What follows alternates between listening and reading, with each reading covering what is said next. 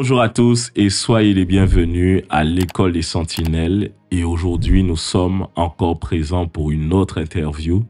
Alors, l'école des Sentinelles, c'est le rendez-vous de ceux qui sont à leur poste, se tiennent sur la tour et veillent pour voir ce que l'Éternel dira. Alors aujourd'hui, je ne suis pas seul, je suis encore présent pour une autre interview, comme je le disais, et je suis accompagné aujourd'hui du prophète Pierre-Daniel Martin. Bonjour. Est-ce qu'on peut acclamer le Seigneur? Merci. Ok, alors, prophète, sois le bienvenu. Bienvenue à l'école des Sentinelles. Alors, durant cette émission, on va prendre le temps de pouvoir en tout cas te poser des questions. J'ai pas mal de questions à te poser. Et déjà, est-ce que tu peux te présenter pour ceux qui ne te connaissent pas? Alors, j'exerce un ministère prophétique depuis, je ne peux plus compter le nombre d'années, parce que je parlerai par dizaines, depuis 4 décennies à peu près. Auparavant, j'ai exercé un ministère pastoral que j'ai beaucoup aimé pendant deux décennies. Et puis, je suis marié, je suis grand-père d'une fille unique, père d'une fille unique, grand-père de 4 petits-enfants que j'aime profondément, on s'en doute, qui sont québécois. Et j'exerce mon ministère surtout à la métropole. Et mon souci et ma joie, c'est d'œuvrer dans l'œuvre que j'ai créée il y a 25 ans, qui s'appelle Le Filet du Maître. J'anime des émissions à travers adoredieu.com et mes filles sont en train de prendre en charge l'œuvre du Filet du Maître. Je me présente souvent comme un papa dans le domaine prophétique. Et ce qui compte pour moi, c'est vraiment... c'est un honneur de travailler dans le corps du Christ, d'œuvrer dans le réseau des ministères et de préparer le retour du Seigneur. Moi, ma joie, quand je me lève le matin, c'est vraiment, je mets les pieds à terre en disant « Seigneur, tu reviens bientôt ». Ça, c'est ce qui me dynamise depuis longtemps. C'est cette préparation. Il faut hâter le retour du Seigneur. Je ne peux pas le hâter tout seul. C'est ensemble qu'on doit hâter le retour du Seigneur. Et je suis très conscient que j'appartiens à un héritage spirituel. Je vis dans le cadre de la France et de la francophonie, qui a un héritage prophétique le plus important dans l'histoire des nations, après Israël.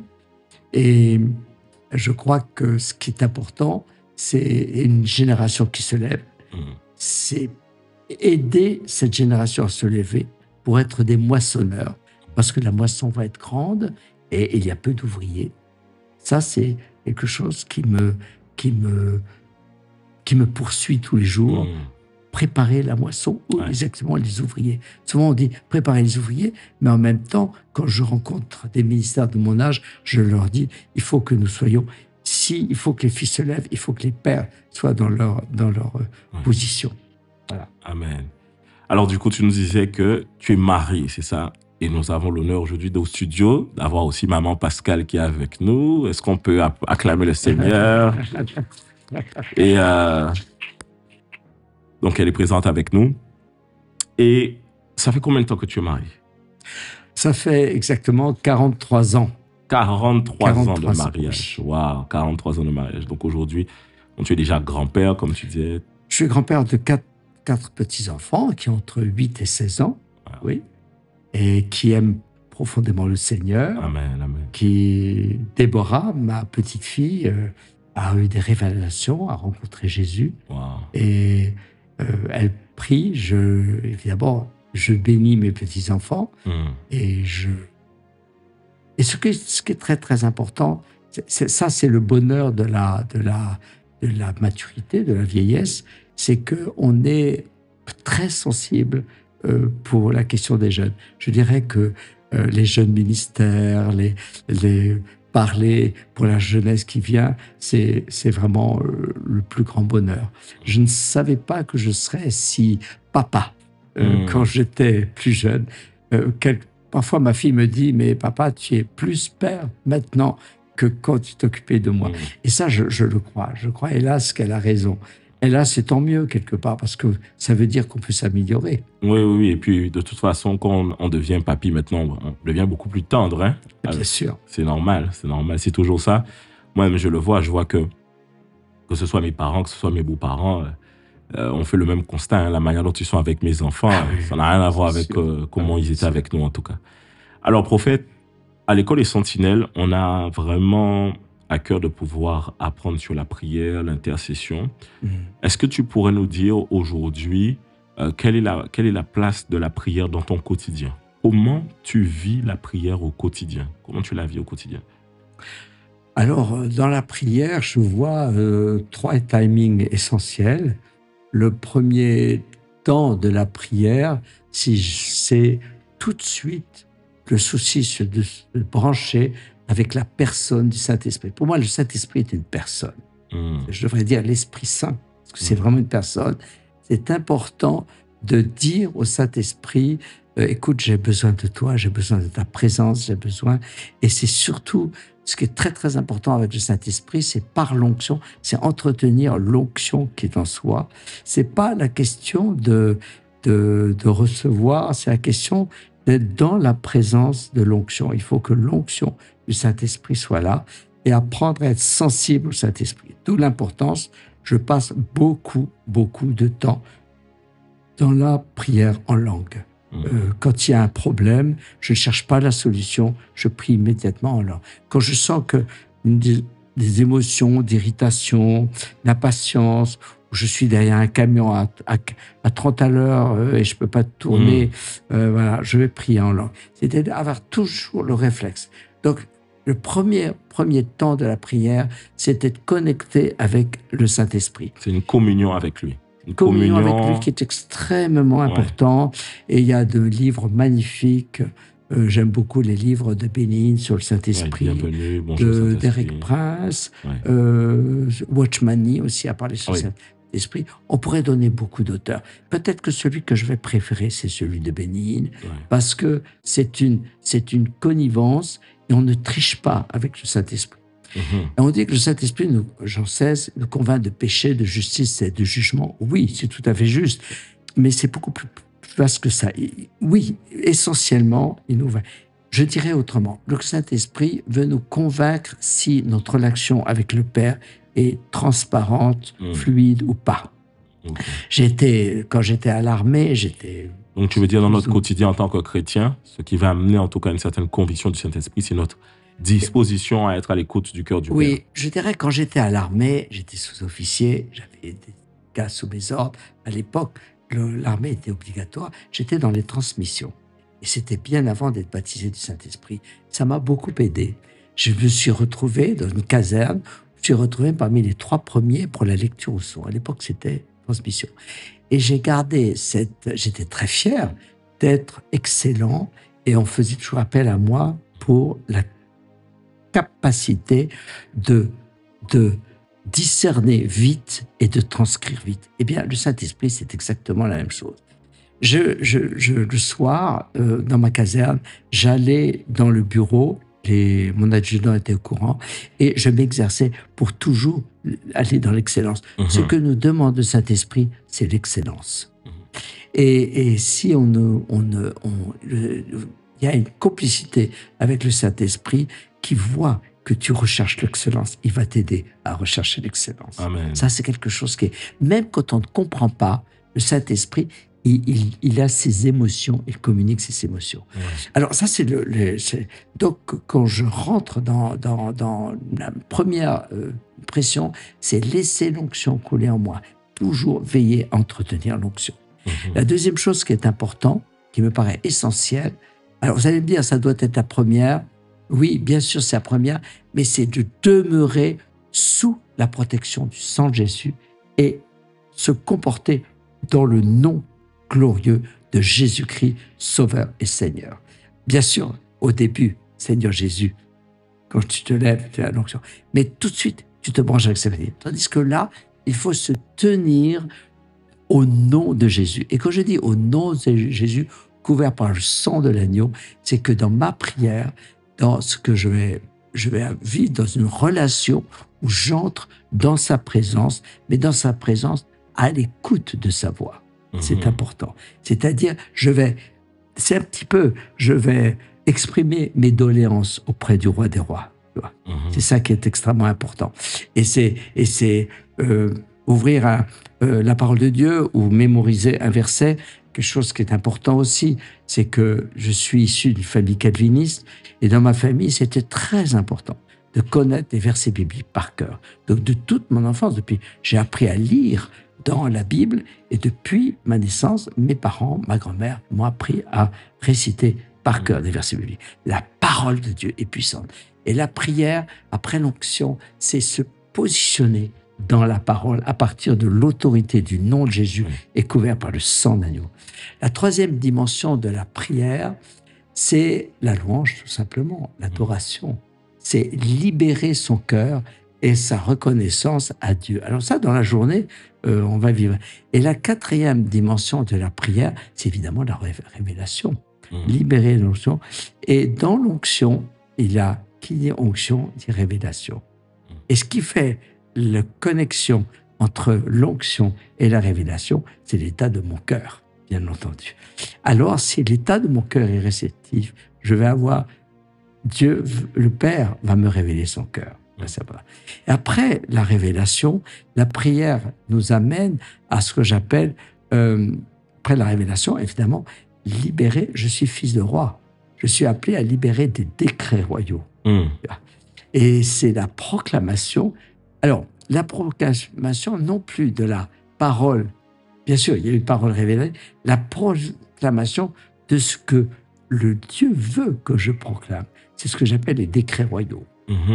Et après les décrets royaux, bien, je voudrais se rappeler une chose. Nous sommes serviteurs. Nous sommes au pied de notre maître. Le moindre geste, le moindre clin d'œil du maître, le moindre signe du doigt, nous lui obéissons. Et je dirais la fin de la prière, c'est tout simplement, Jésus a dit, tu as fait ce qui est juste, bon serviteur. C'est-à-dire, nous devons nous rappeler que celui qui nous donne notre honneur, celui qui nous élève, c'est Jésus. Mais il peut nous élever qu'à condition de s'être abaissé pour lui laisser prendre la place. C'est ce que j'appelle la fin de la prière. J'appelle ça, Seigneur, ce n'est pas moi qui vis, c'est Christ qui vit en moi. Dès l'âge de 8-9 ans, j'avais demandé au Seigneur ce verset qui m'avait fasciné. Ce n'est plus pas moi qui vis, c'est Christ qui vit en moi. Et pendant des décennies, je me suis dit, mais Seigneur, c'est pas possible. J'ai des désirs, j'ai des colères, j'ai des impatiences. Comment tu vas t'y prendre, Seigneur? Et j'entendais comme la voix du Saint-Esprit qui disait, si tu le laisses faire, apprendre à le laisser faire. Apprendre à laisser faire le Seigneur dans notre vie, ça ne veut pas du tout dire qu'on va rester passif. Apprendre à le laisser faire, il y a deux directions. La première direction, connaître le cœur de Dieu, connaître le cœur du Père, c'est absolument essentiel. Et la deuxième chose, c'est que tu ne peux pas connaître son cœur si toi-même tu t'étais pas dépouillé de ton orgueil. Et j'en sais quelque chose. J'étais l'aîné de ma famille. On a toujours dit que j'étais bon, que j'étais sérieux, que j'étais en classe, on me repérait. J'étais pas le meilleur de la classe parce que j'avais des gros problèmes. Je bégayais, je ne pouvais pas parler correctement. J'ai appris à parler très très tard, presque à 7 ans. J'en ai souffert et j'ai dû énormément. Depuis l'âge petit enfant, j'avais 1 an et demi de retard parce que je ne savais pas parler. Et maîtresse d'école, une fois, a dit à mes parents, mais il ne pourra jamais faire des études. Et donc, je n'étais pas du tout, contrairement à ce qu'on peut croire, je n'étais pas quelqu'un de brillant et d'intelligent. Mais j'étais enragé parce que j'avais fait l'expérience de la mort, parce que j'avais été handicapé des reins. À l'époque, il n'y avait pas... Mes parents vivaient dans le Sahara. Il n'y avait pas de dialyse. Alors j'étais dans les hôpitaux, j'étais traité avec des piqûres que je détestais évidemment. Et j'ai compris que une fois ma mère m'a regardé et m'a dit, écoute, il faut que tu choisisses entre la vie et la mort. Si tu renonces à vivre, eh bien écoute, je pourrais rien faire pour toi. Mais si tu te bats, tes parents seront là pour t'aider à vivre. J'ai compris qu'il fallait se battre. Et à 72 ans maintenant, j'ai compris que merci Seigneur, aide-moi. J'étais enfant, j'avais 4 ans, j'avais 5 ans. Ah, je me souviens, quand j'avais 5 ans, c'était dans un petit village qui s'appelle Congénie, au midi de la France. J'étais en train de prier. Mes parents étaient rentrés précipitamment du Sahara parce que mon père avait la tuberculose. Et ma mère était avec avec mes frères et moi. Et je me souviens, je demandais à Jésus tous les soirs de guérir mon papa. Et un jour, j'avais 6 ans. Je m'en souviens. J'étais intimidé. J'ai cru voir le Seigneur entrer dans ma chambre. Et le Seigneur m'a dit, mais il faut que tu te battes. Il faut que tu vives. C'est intéressant parce que 2 ans après, j'ai failli mourir. Il faut que tu te battes. Il faut aussi comprendre que je n'étais pas dans une famille qui était charismatique, qui connaissait le combat spirituel, la délivrance. Mais le Seigneur était là. Mais le Seigneur était là. C'est ça. Ouais. Il faut que tu te battes. Et si tu m'obéis, tu me serviras jusqu'au bout du monde. Et bien, le Seigneur, je n'ai jamais oublié cette rencontre physique avec Jésus. Je me souviens de les épaules larges. Il y avait à peu près, je me souviens très, très, très bien. Il était près de la porte. Et je sais ce qu'est la hauteur d'une porte. Et je vois, je peux même te donner la taille qu'il donnait. C'était à peu près, à peu près 1,80 m. Et quelqu'un qui était très large, qui était le nez marqué, le visage, c'était Jésus. Hein? Et ça, mais comment prendre au sérieux un enfant de 6 ans, n'est-ce pas? Ce qui fait que quand mon père était à genoux, et je les voyais, mes parents, à genoux, et les médecins ne pouvaient plus rien faire, et je suis parti à l'âge de 8 ans, mon père n'avait qu'un mot. Mon père était pasteur, et puis on l'a refusé comme pasteur. Il est parti comme instituteur dans le Sahara, en Algérie, et il a animé des petits groupes de prière de l'église protestante. Et mon père disait à Jésus, et c'était curieux, parce que en quittant tout, je me souviens de cette image, tout devenait rétréci, tout devenait petit. Et je fais tout petit, et moi, c'est pas que je partais, c'est que tout diminuait. Et puis mon corps était là, et puis je me souviens, mon père disait que Jésus. Et c'est extraordinaire. Dans le monde spirituel, rien que le mot Jésus, ça résonnait dans l'immensité du monde spirituel. Ça comme un écho. Je me souviens de cette. Et il y avait, je pense que c'était un ange, mais je ne pouvais pas le réaliser à cette époque. C'était une entité lumineuse qui m'a dit, il faut que tu reviennes. Il faut que tu retournes. Et je n'avais absolument pas peur parce que je savais, mes parents m'ont appris qu'avec Jésus, il y a la vie éternelle. Donc, j'avais pas peur. Et je me souviens pas de mon retour dans mon corps, mais je me souviens de m'être réveillé. Et les médecins n'ont pas compris. Donc, à ma naissance, j'ai failli mourir. À 8 ans, après, il a fallu des traitements. Et donc, j'étais en retard, mais j'étais là et je pleurais. Et je disais, mais Seigneur, au secours, au secours. Et j'avais des versets bibliques.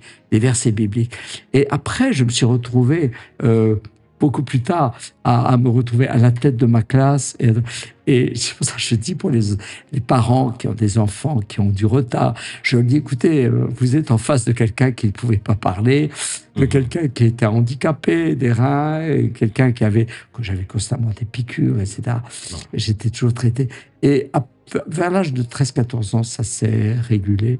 Et je regarde, je dis, mais Seigneur, il faut avoir cette rage de vivre, Et quand je me suis retrouvé à prêcher à l'âge de 22-23 ans, et je me suis retrouvé à 29 ans avec une très grosse église à en prendre en charge, on était 2 pasteurs, et je voyais tous ces conseillers, des membres de mon conseil presbytéral, ils étaient 18, je m'en souviens, et moi qui arrivais à 29 ans, et puis il y avait Ils avaient tous au moins le double de mon âge. Qu'est-ce que c'est, ce petit jeune? C'est pour ça que j'ai toujours un profond respect pour un jeune ministère, parce que j'ai un peu souffert de sorte de un petit mépris que l'on a. Ce gars-là, il ne connaît pas. Et c'est pas vrai. Les jeunes, quand on est enfant, quand on est adolescent, quand on est jeune, on est très sensible au comportement des vieux vis-à-vis des jeunes. Si les jeunes, les vieux nous respectent ou nous respectent ou ne respectent pas les jeunes. Moi, j'étais sensible à ça. Et puis, c'est ça qui était formidable, c'est que j'ai vraiment vu dans ma vie le Seigneur transformer les choses. Quand j'ai eu le Covid, je n'ai pas été oxygéné. Je ne pouvais plus. Mon cerveau, grande partie de mon cerveau a été endommagée. Et je me suis réveillé du 10 jours de coma dans l'hôpital avec je ne sais pas combien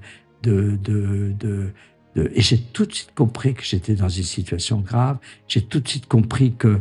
Mais c'est là, encore une fois. Si je vais au ciel, la première chose, c'est que je prendrai la personne du Saint-Esprit, je la prendrai dans mes bras, elle me prendra dans les bras pour lui dire merci pour l'extraordinaire secours. Mais est-ce que, par exemple, après, pour l'épisode du Covid que tu as eu, tu étais dans le coma. Oui. Est-ce que ça a changé ta manière d'aborder la présence de Dieu au quotidien? Non, parce que je vivais la présence de Dieu au quotidien auparavant. C'est pas ça qui a changé. Ce qui a changé, c'est que je suis en sursis. Je pense que j'aurais dû. Tu as senti qu'il y avait comme une autre. Pas chance, mais on va dire. Ouais, exactement. Une prolongation. Exactement. Je pense que j'aurais dû partir à 69 ans, 70 ans. Je n'aurais jamais imaginé que j'aurais un jour plus de 70 ans. Jamais je l'aurais imaginé. D'abord, j'étais épuisé, j'étais usé par le ministère. Je veux dire, je voyageais énormément. C'était quand même parfois un sacrifice, j'étais engagé. J'étais très sollicité. Heureusement, j'ai toujours Dieu m'a fait une grâce extraordinaire. J'ai toujours été entouré de coéquipiers remarquables, d'intercesseurs, de gens. Le Seigneur m'a toujours fait une grâce d'être entouré de gens exceptionnels. Bien sûr que j'ai eu des trahisons, mais ces trahisons n'ont fait que mettre en valeur ceux qui m'ont soutenu. Mais j'ai toujours pensé que je mourrais entre 69 et 70 ans. Et effectivement, c'est comme si je suis mort. Et c'est comme si, depuis que j'étais dans le coma, où le Seigneur m'a complètement restauré le cerveau, j'ai même une sorte de vivacité de cerveau que je n'avais pas avant. Oui. Des sortes de mémoires aussi, de choses que... Et quelque chose qui est curieux, c'est ce que tu disais. Je suis en vie, chaque seconde compte. Ouais. Et plusieurs me l'ont dit récemment, un jeune prophète m'a dit, il pense qu'il n'est pas prophète, mais je sais qu'il est prophète, il m'a dit, mais tu es dans la plus belle saison de ta vie. Et oui, la saison de la vieillesse que j'ai tant redoutée, j'ai toujours détesté qu'on fête mon anniversaire. Et depuis mon anniversaire a toujours été une grande fête, je ne sais pas pourquoi, mais ça a toujours été comme ça. J'ai toujours dit à mes amis, je n'aime pas qu'on fête mon anniversaire. Eh bien, c'est curieux, mais je suis vraiment en sursis. Et ce sursis est comme oxygéné, comme vitalisé par la relation que j'ai avec cette génération qui se lève. Et alors pour moi, c'est vraiment extraordinaire. Ce n'est plus le fait que je vieillisse qui devient mon problème, c'est vraiment la joie de voir cette génération qui se lève. Je veux dire, un des moments les plus forts que j'ai vécu, c'est, je m'en souviens, j'en ai vécu deux.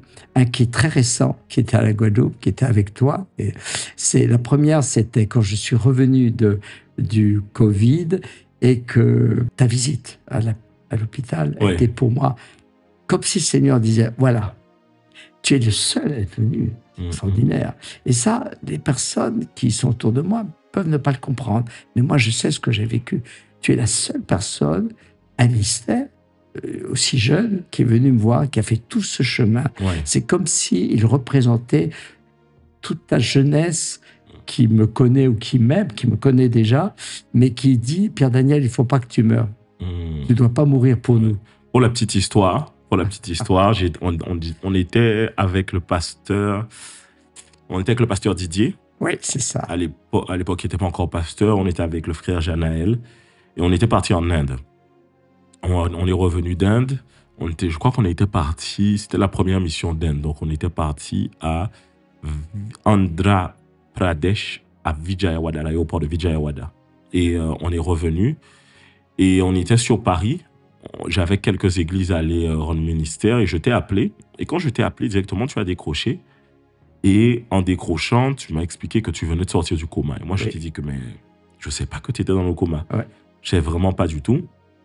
Et donc, ce que j'ai fait, c'est que je t'ai dit, où est-ce que tu es exactement? Ouais. Tu m'as dit que tu étais dans un hôpital dans le sud, et pas très loin de l'Espagne. Et c'est là que on a pris la décision directement le lendemain matin à 6 heures de partir. Donc, on a pris le train jusqu'au sud. Ensuite, on a dû prendre une voiture. Ensuite, de la voiture, on a dû conduire. Je crois que ça devait être près de... Est-ce que c'était pas entre la gare et là où tu étais? Au moins 2 heures de route. En tout cas, l'hôpital était vraiment... Ah oui. Quand on arrive à l'hôpital, c'est limite sur une montagne. Hein. Et c'était un très bel hôpital. Et je me rappelle à l'époque, on ne pouvait pas venir visiter les gens puisque c'était la période du Covid. Donc, on ne pouvait pas recevoir les gens en chambre. C'était pas, je crois que peut-être une personne, mais pas plusieurs. Il y avait un truc comme ça. Et on est rentré dans l'hôpital. On n'a même pas posé de questions.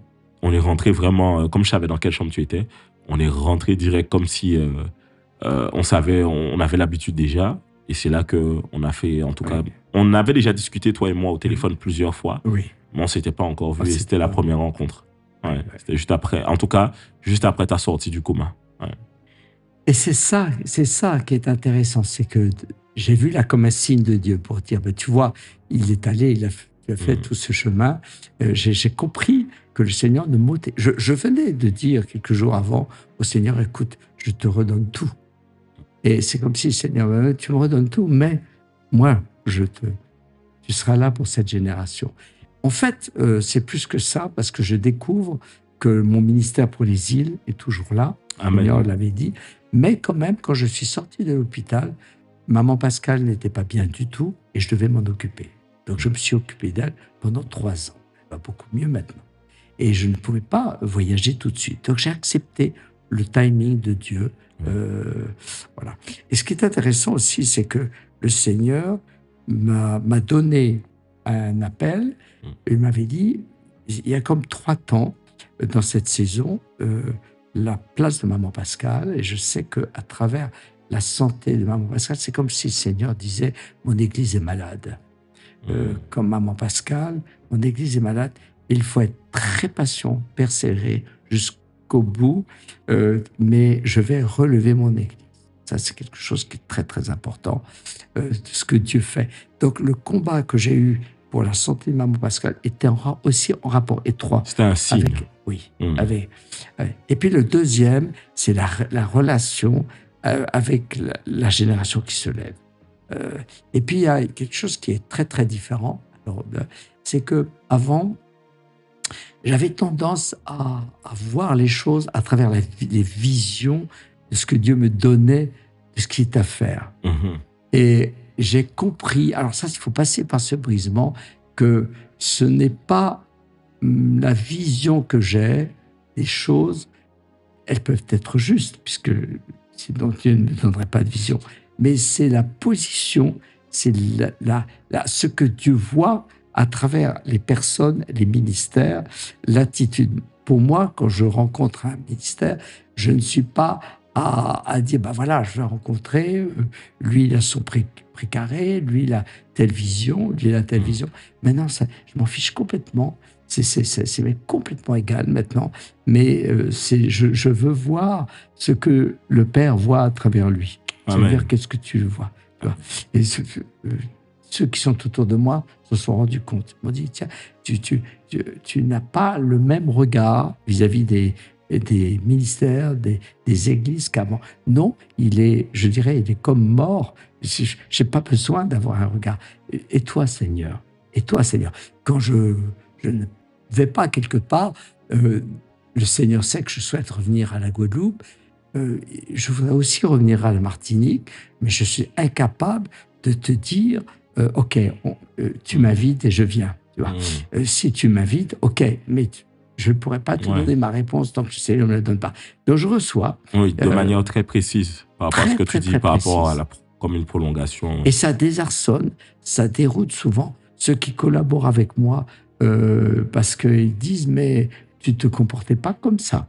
Ça c'est vrai. Ils comprennent pas tout et moi je comprends pas tout. Mais ce que je comprends, c'est que il faut que j'obéisse. Il faut que je sois exactement là où Dieu veut que je sois. Amen. Et quand Dieu veut que tu fasses, ça c'est vrai pour chacun de nous, quelque chose, ça veut dire que tu n'as regardé ni à droite ni à gauche, mais tu te concentres pour libérer l'excellence que Dieu a mis en chacun de nous. Amen.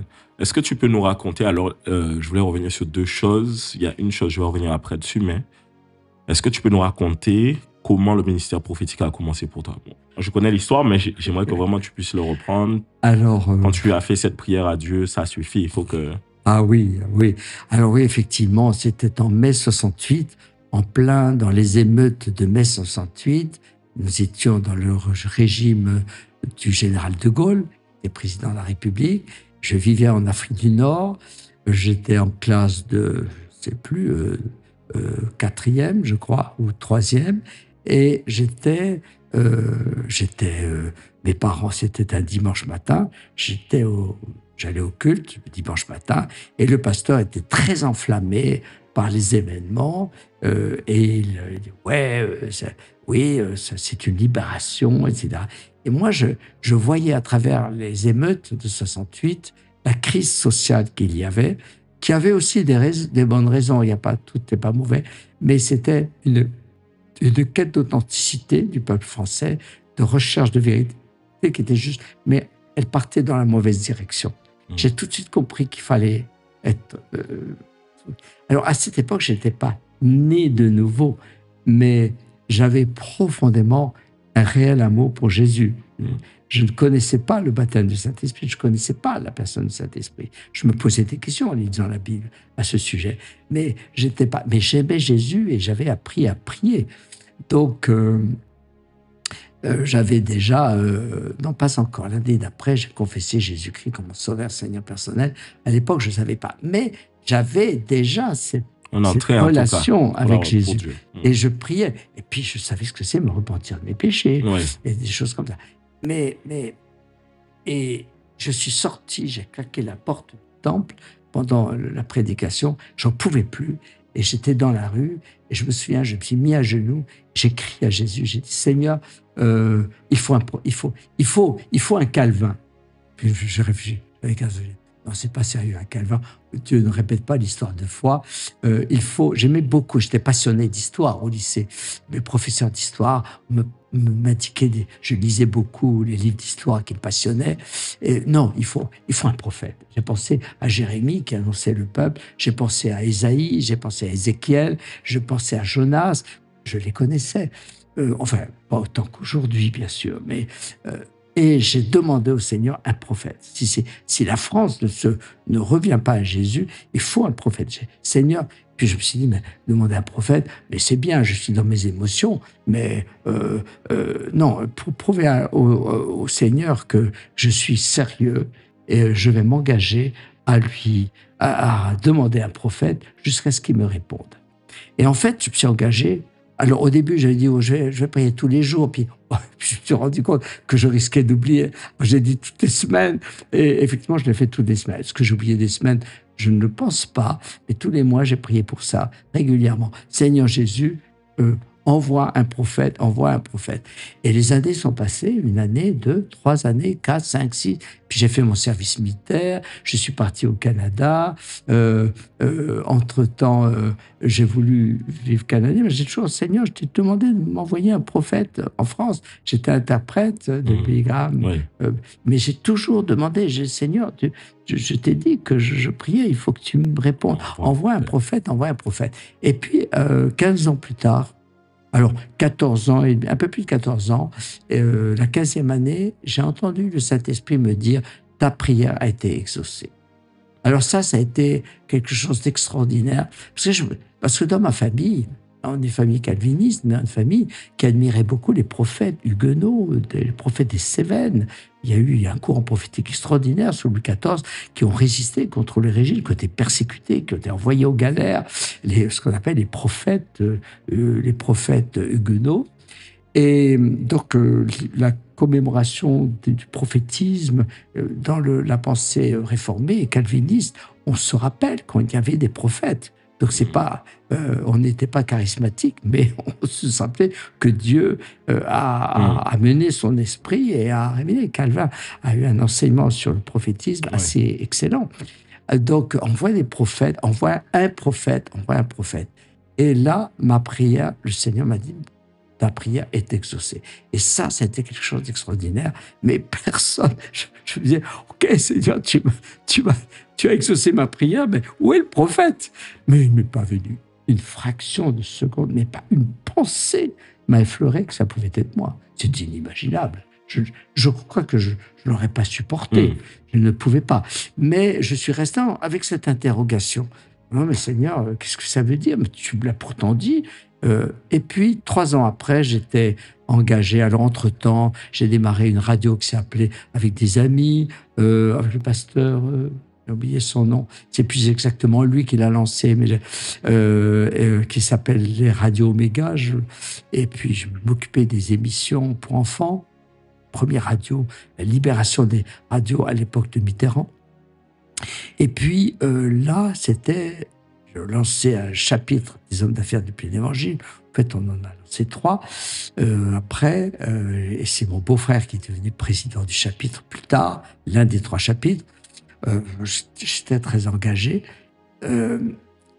Et là, j'apportais mon témoignage dans la ville de Strasbourg pour un petit déjeuner avec un petit déjeuner d'hommes.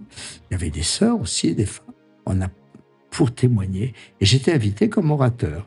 Et je racontais comment le Seigneur m'avait touché.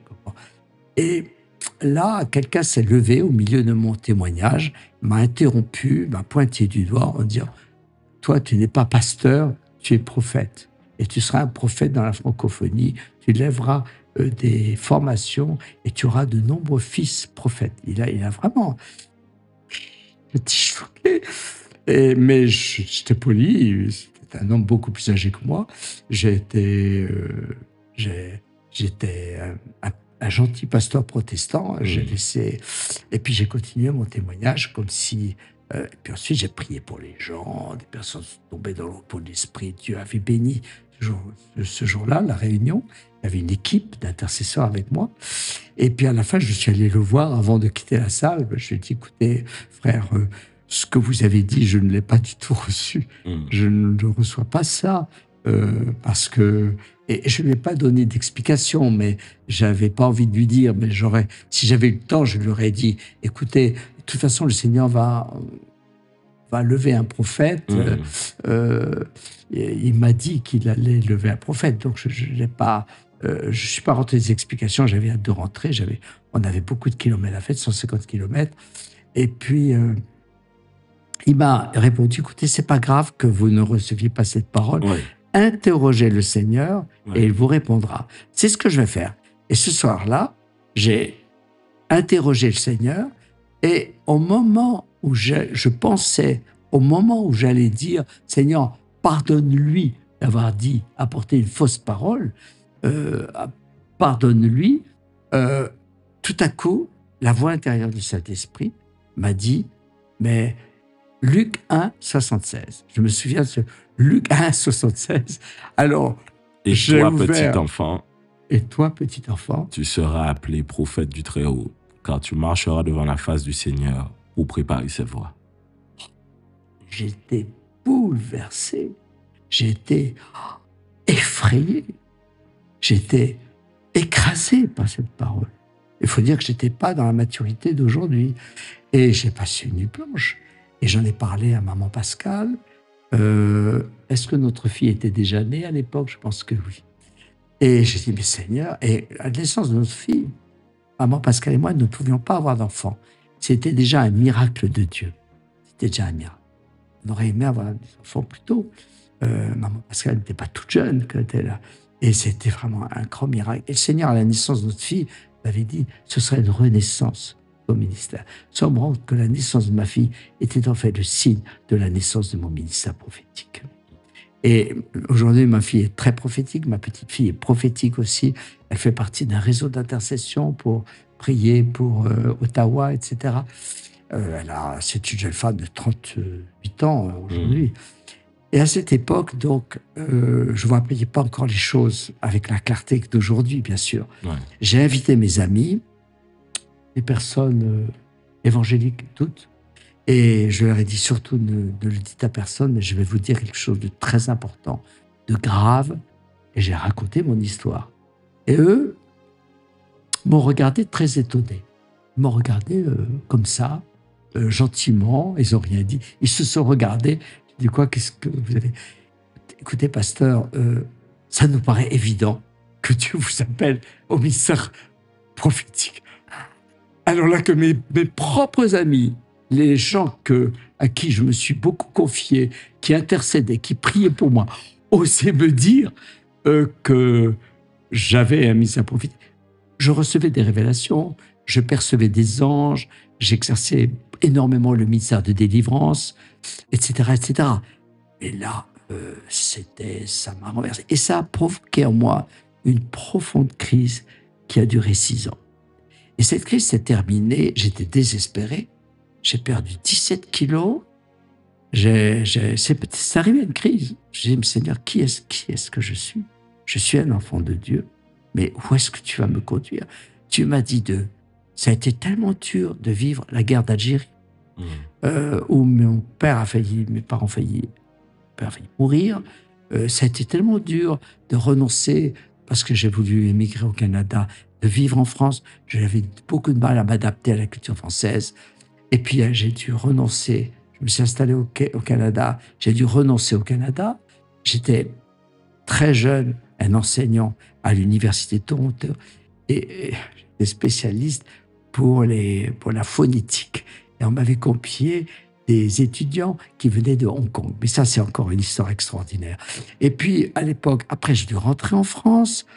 Et après, les études en théologie, mes professeurs m'ont dit, mais tu es fait pour enseigner la théologie, tu es fait pour devenir un docteur. Je raconte ces histoires. On m'a proposé, je faisais de l'anthropologie, et je voulais rejoindre mon autre frère qui vivait en Calédonie. Impossible d'avoir un poste en Calédonie. J'ai trouvé un poste aux îles Fidji, à Suva, à l'école pratique de théologie et de formation pastorale. J'avais eu ce poste, mais le Seigneur m'avait arrêté par un accident de mobilette, la main gauche arrachée, une excellente opération, toujours la vis au poignet, où le Seigneur m'a dit, écoute, tu ne quittes plus la France jusqu'à ce que je le dise. Et nous sommes restés en France, nous n'avons pas quitté la métropole. La seule chose que j'ai demandé grâce au Seigneur, la seule chose, j'avais à cœur une île. Ce serait curieux, mais la seule chose où nous sommes partis, ça a été la Guadeloupe. Donc, au bout d'1 an de mariage, nous sommes partis en Guadeloupe. Et là encore, sévérité de Dieu, c'était trop tôt. Il a fallu attendre 20 ans avant que le Seigneur m'autorise. On a été en la Guadeloupe, mais tout se fermait. Les églises se fermaient, tout se fermait. Et on a visité des points admirables, la Soufrière, les chutes du Carbet, la chute des Écrevisses. Et à la pointe des châteaux, je me souviens, j'ai pris une photo en souvenir, une photo de maman Pascal. Là, à Guadeloupe, le Seigneur m'a fait un cadeau et m'a dit, mais Dieu, je te donnerai un enfant.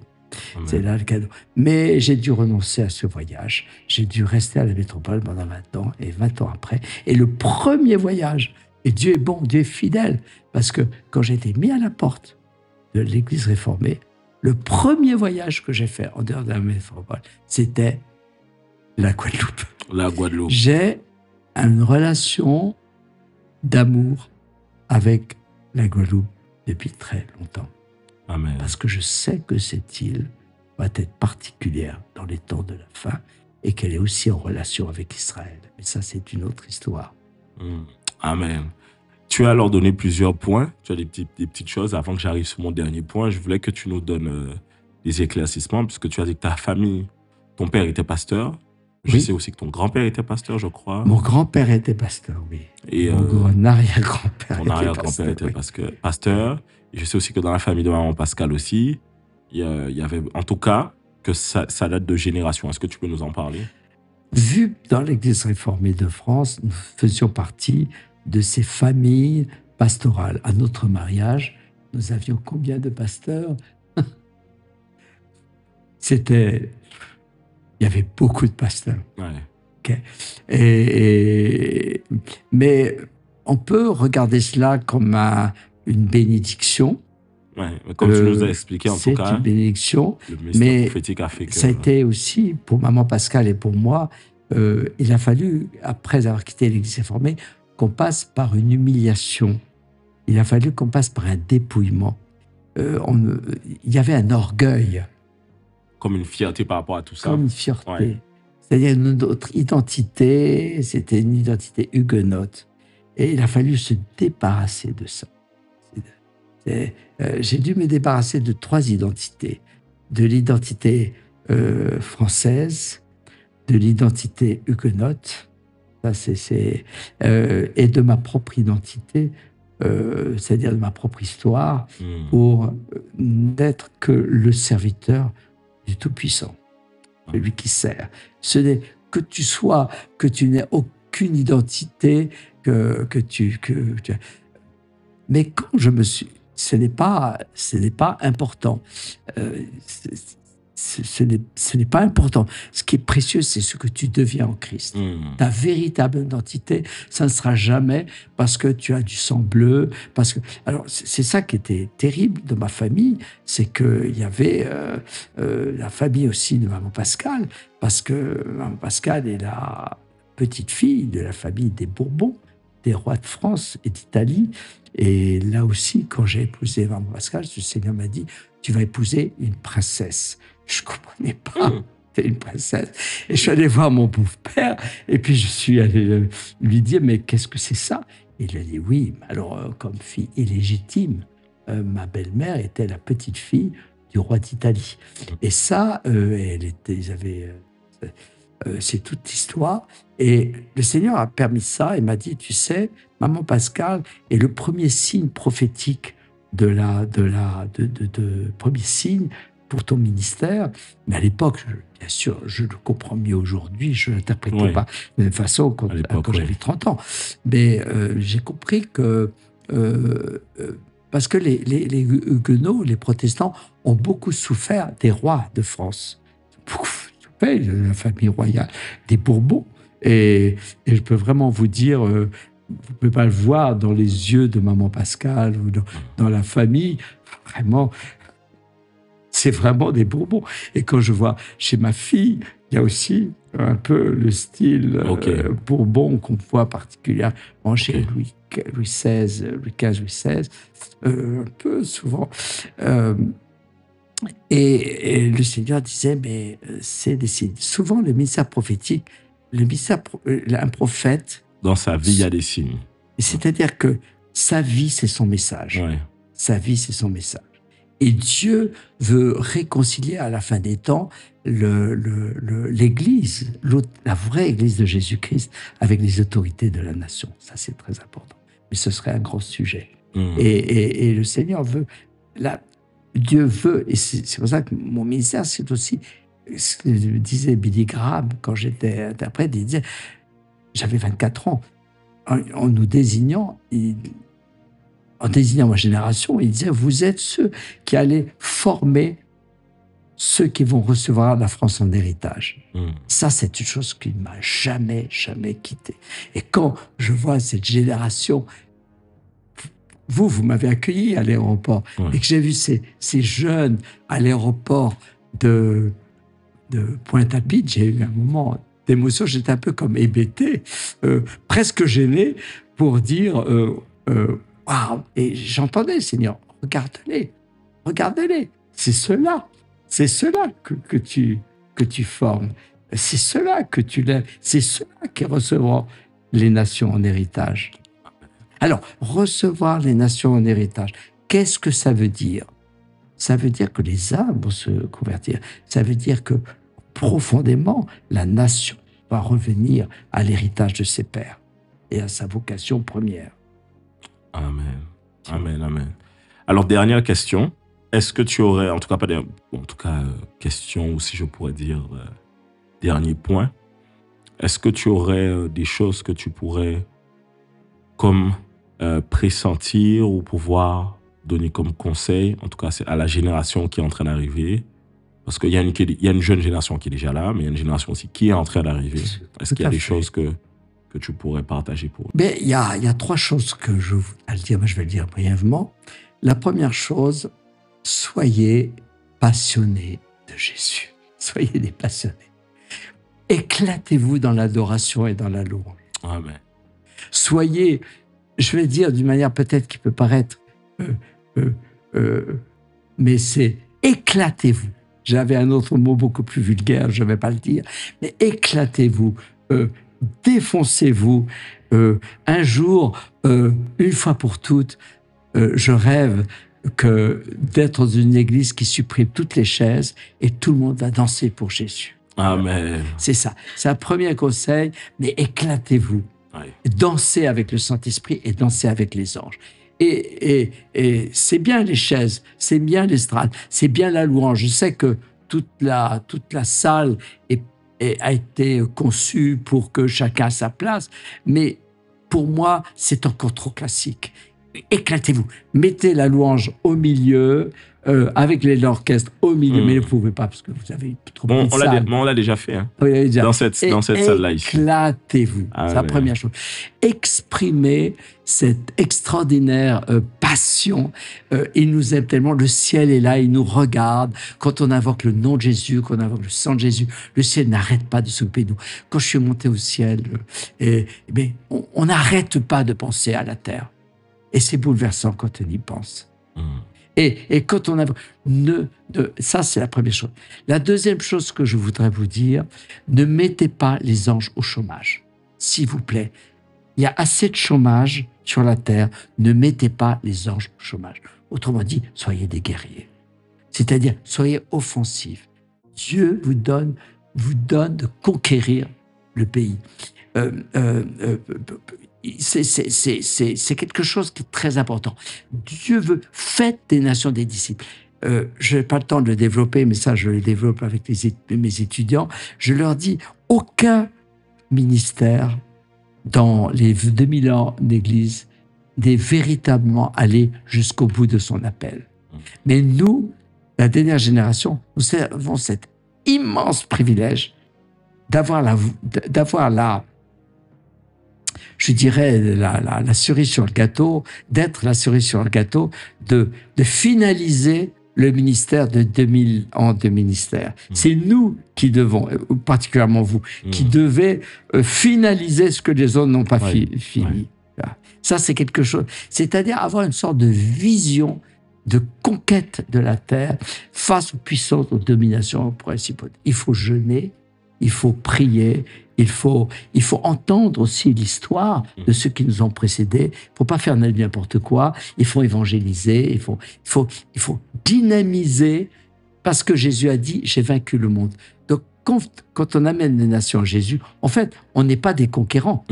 Il a déjà tout accompli. Ouais. On ne fait qu'amener sur la terre ce qu'il a déjà accompli au ciel. Ça, c'est très important.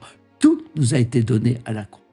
Et la troisième chose que je dis, les gars, les filles, il faut que vous compreniez quelque chose.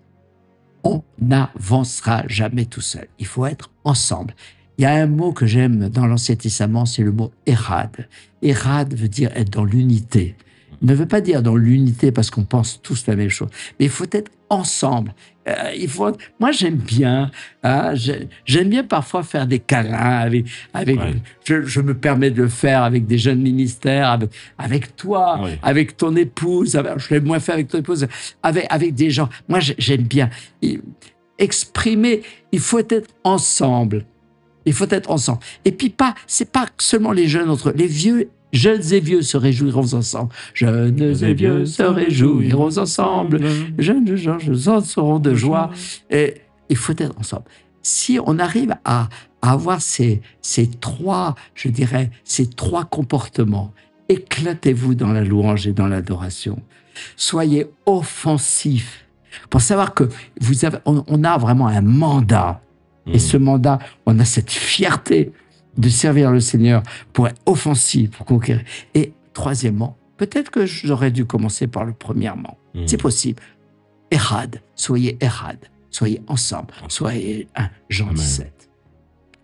Amen, amen, amen. J'espère que vous avez été bénis. On arrive à la fin de notre émission. Et qui sait, on en aura d'autres par la grâce de Dieu. Mais en tout cas, laissez-nous en commentaire ce qui vous a le plus marqué lors de cette interview, à quel point vous avez été bénis. N'oubliez pas de vous abonner à la chaîne YouTube. Et on se dit, mesdames et messieurs, à très bientôt. Prophète, merci pour ta venue ici. Merci pour ta venue à l'interview. Merci. Et est-ce qu'on peut ensemble faire le peace pour eux? On arrive à la fin. Peace.